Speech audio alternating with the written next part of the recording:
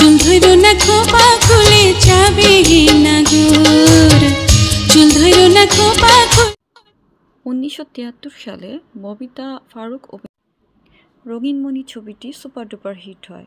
ঠিক 22 বছর পর শাবনূর এবং ওমর সানি অভিনীত রঙিন নয়নমণি ছবিটি রিমেক করা হয়। হাওলা কিসে পাগল বেশে কেমনে যাব ঘর। দুটি মুভি বাংলাদেশে সুপার ডুপার হিট হয়। সাদা কালোটা যেমন সুন্দর ছিল, রঙিনটাও তেমনি সুন্দর ছিল। হাওলা কিসে পাগল বেশে কেমনে যাব ঘর। আওলা কেসে পাগল বেশে কেমনে যাব ঘর, সম্পূর্ণ লিরিক্স একই ছিল। যেহেতু মুভিটা রিমেক করা হয়েছিল তাহলে সেম গানের লিরিক্সগুলো রাখা হয়েছিল। আসলে কারো চাইতে কেউ কম না, ববিতাও সুইট, শাবনূর। চুল ধইরো না খোপা খুলে যাবে নাগর। শুধু পার্থক্য হলো কালার গ্রেডিং।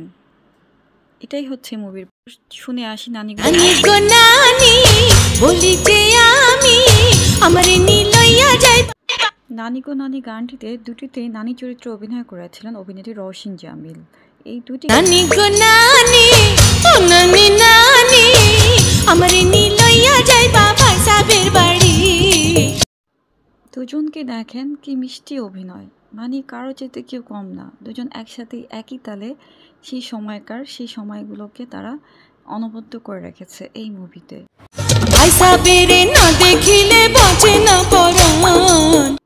সাদা কালো নয়নমণি এবং রঙিন নয়নমণি দুটোই আমাদের দেশের কালজয়ী মুভি। দুটি ছবিতেই দুজনকেই অসাধারণ লেগেছে, দুজনেই বেস্ট।